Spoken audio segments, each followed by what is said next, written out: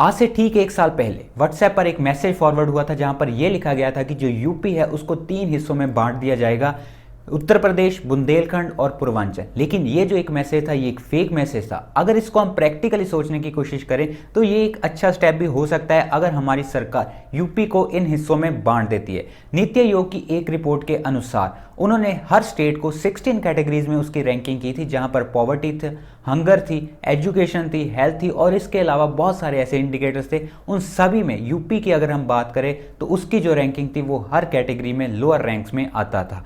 बहुत सालों से जो यूपी है उसको अंडर डेवलप्ड या फिर मोस्ट अनडेवलप्ड स्टेट्स में माना जाता है, वह स्टेट्स में गिना जाता है, जिसकी वजह से जो यूपी है हमारी कंट्री की 4th लार्जेस्ट जो स्टेट है वो ग्रो ही नहीं कर पा रही, वो डेवलप ही नहीं कर पा रही। इसके पीछे के आखिर कारण क्या है, किस वजह से जो यूपी है वो आज भी अंडर डेवलप्ड स्टेट में गिना जाता है और कैसे इसका सोल्यूशन निकाला जाता है, यूपी को कैसे हम डेवलप्ड स्टेट बना सकते हैं, क्योंकि जितनी बड़ी स्टेट है उससे हमारी कंट्री को काफ़ी ज़्यादा फायदा हो सकता है। आखिर इसके पीछे की पॉलिटिक्स क्या है, क्यों आज के समय में भी जो यूपी है वो डेवलप्ड स्टेट नहीं बना, उन सभी कारणों के बारे में आज की वीडियो में डिस्कस करने जा रहे हैं। तो आइए शुरू करते हैं।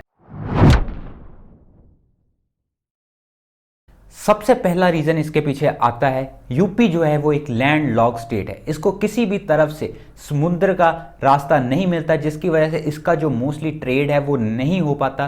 क्योंकि अगर हम और बड़ी स्टेट्स के बारे में बात करें जहां पर गुजरात आता है, महाराष्ट्र आता है, ये जो सभी स्टेट्स हैं इनका सी रूट काफ़ी ज़्यादा है, जिसकी वजह से इनका ट्रेड बहुत ज़्यादा होता है। तो यूपी को सबसे बड़ी लिमिटेशन जो आती है, इतनी बड़ी स्टेट होने के बावजूद इसका किसी भी तरफ से सी ट्रेड नहीं हो पाता। सेकंड जो इसके पीछे का कारण है वो है यूपी की पॉपुलेशन डेंसिटी। यूपी की अगर हम पॉपुलेशन डेंसिटी के बारे में बात करें then that is 828। Population density 828 है, जहां पर इसकी जो पॉपुलेशन डेंसिटी अगर हम यूरोपियन कंट्री के बारे में बात करें, इंग्लैंड और नीदरलैंड से भी ज़्यादा है। इंग्लैंड और नीदरलैंड के एग्जांपल मैं इसीलिए ले रहा हूं क्योंकि यूरोपियन कंट्रीज में सबसे ज़्यादा पॉपुलेशन डेंसिटी अगर किसी कंट्री में है वो है इंग्लैंड और नीदरलैंड्स में। लेकिन यूपी की जो पॉपुलेशन डेंसिटी है वो इन कंट्रीज से भी ज़्यादा है। एक स्टेट की जो पॉपुलेशन डेंसिटी है वो कंट्रीज से भी ज़्यादा है, जिसकी वजह से जो यूपी की पॉपुलेशन ग्रोथ है वो बहुत तेज़ी से होती है और इसकी वजह से ही वहाँ पर जो स्टेट है, यूपी स्टेट है, उसकी जो डेवलपमेंट है वो अच्छे तरीके से नहीं हो पाती। थर्ड सबसे बड़ा कारण आता है यूपी की पॉलिटिक्स। यूपी की पॉलिटिक्स के बारे में अगर हम बात करें, सिंस 1980 1990s जब हमारी कंट्री में इकोनॉमिक रिफॉर्म्स आए उसके बाद हर स्टेट ने लगभग ग्रो करना शुरू कर दिया था, लेकिन वहीं पर यूपी एक ऐसी स्टेट थी जिसने ग्रोथ नहीं दर्ज की, क्योंकि 1980s और 1990s में राम मंदिर मस्जिद ऐसे इश्यूज उठने लग गए थे और यूपी एक हम बोल सकते हैं हब बन गया था जहां पर मंदिर मस्जिद पॉलिटिक्स काफ़ी ज़्यादा होती थी। और उसी के चलते यूपी जो है उस समय में जब सारी स्टेट्स ग्रो कर रही थी, यूपी जो है वो ग्रो नहीं कर रहा था, क्योंकि उस समय मंदिर और मस्जिद को लेकर पॉलिटिक्स काफ़ी ज़्यादा होती थी। आज के समय में भी अगर हम बात करें तो यूपी में मंदिर और मस्जिद को लेकर काफ़ी ज़्यादा पॉलिटिक्स होती है। जब भी वहाँ पर इलेक्शंस होती हैं तो इन्हीं मुद्दों को लेकर इलेक्शंस लड़ी जाती हैं, ना कि वहाँ के लोग जो हैं वो डेवलपमेंट और ग्रोथ को लेकर वोट्स करते हैं।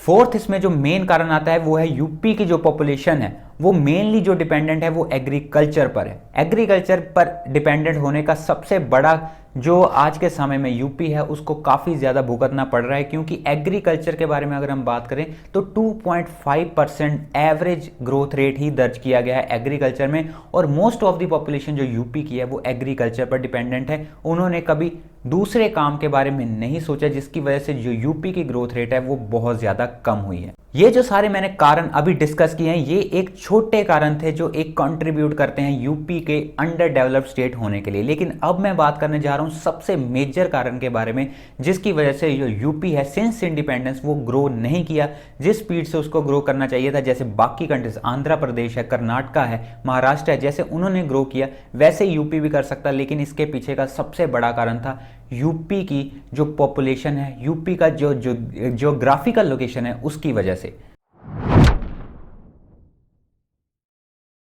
इस सभी चीज को समझने से पहले हमें यूपी की ज्योग्राफी को समझना होगा, उसके साइज की ज्योग्राफिकल लोकेशन उसको समझना होगा। यूपी के बारे में अगर हम बात करें तो बेसिकली 4 हिस्सों में उसको डिवाइड किया जाता है, eastern UP, western UP, Bundelkhand and central UP. ये सभी एरिया जो है, ये सभी रीजन जो हैं, चारों रीजन हैं, ये मिलकर बनाते हैं एक उत्तर प्रदेश स्टेट को, जहां पर ईस्टर्न और वेस्टर्न जो यूपी है वहां पर मोस्टली डिस्ट्रिक्ट्स आती हैं, जहां पर 28 to 30 डिस्ट्रिक्ट्स जो हैं वो ईस्टर्न यूपी और वेस्टर्न यूपी में आती हैं। और वहीं पर अगर हम सेंट्रल यूपी के बारे में बात करें तो उसमें 10 डिस्ट्रिक्ट्स आती हैं। और वहीं पर अगर हम बुंदेलखंड रीजन के बारे में बात करें तो 7 डिस्ट्रिक्ट्स बुंदेलखंड रीजन में आती है। तो इतनी ज़्यादा डिस्ट्रिक्ट, इन सभी को आज के समय में कंट्रोल करता है सिर्फ एक सेंट्रल चीफ मिनिस्टर।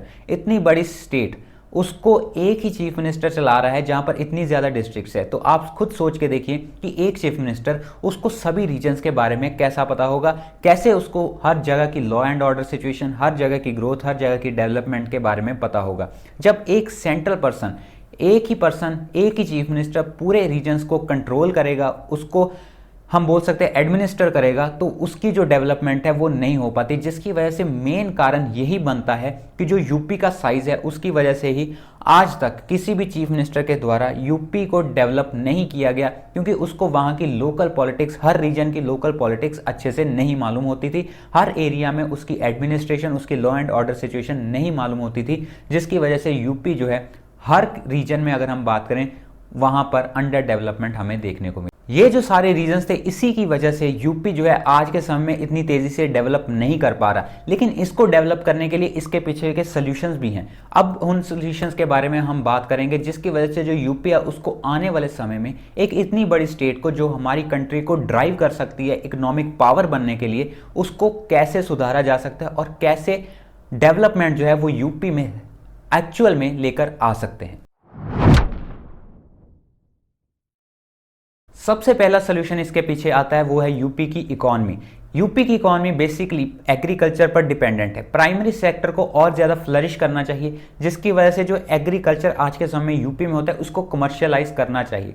बहुत सारी कमर्शियल क्रॉप्स है, जैसे शुगर केन है, इसको काफ़ी ज़्यादा पॉपुलराइज किया जाता है, क्योंकि बहुत सारे ऐसे रीजन है जैसे कि ईस्टर्न यूपी है जहाँ पर कमर्शियल क्रॉप्स काफ़ी ज़्यादा उगाई जाती हैं और इससे काफ़ी ज़्यादा बेनिफिट होता है। अगर हम पोटैटोज़ की बात करें, आलू जो होता है, आलू की खेती काफ़ी ज़्यादा होती है यूपी में, तो इसको कमर्शियलाइज करना चाहिए, क्योंकि जितनी देर तक इसको कमर्शियलाइज नहीं किया जाएगा तो यूपी की जो इकॉनमी है, जो बेसिकली प्राइमरी सेक्टर पर डिपेंडेंट है, उसको बूस्ट नहीं मिलेगा। और अगर उसको बूस्ट नहीं मिलता तो इसके साथ साथ जो सेकेंडरी सेक्टर है उसको भी बूस्ट नहीं मिलेगा।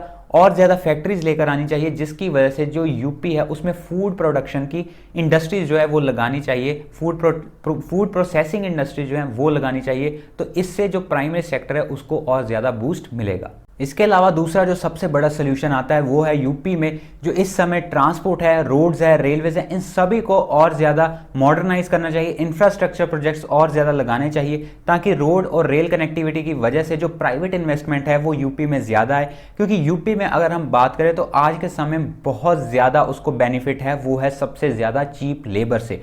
जो भी बड़ी कंपनीज आती हैं, कहीं पर भी अपनी इन्वेस्टमेंट करती है, सबसे पहले वो चीज़ देखती हैं कि वहाँ पर लेबर कितनी ज़्यादा चीप मिलती है। अब कोरोना वायरस के बाद बहुत सारी ऐसी कंपनीज हैं जो कि चाइना से बाहर निकल रही है, जैसे कि एप्पल है, वो यहाँ पर प्लांट लगाना चाहती है। तो यूपी एक तरह से इन्वेस्टमेंट हब बन सकता है, प्राइवेट इन्वेस्टमेंट और ज़्यादा आ सकती हैं। तो यूपी को अपने इंफ्रास्ट्रक्चर प्रोजेक्ट्स और ज़्यादा लगाने चाहिए, रोड और रेल कनेक्टिविटी को और ज़्यादा मजबूत करना चाहिए, ताकि प्राइवेट इन्वेस्टमेंट जो है वो ज़्यादा से ज़्यादा यूपी में आए और इससे जो यूपी ही नहीं पूरे इंडिया को और ज़्यादा फायदा मिल जाए।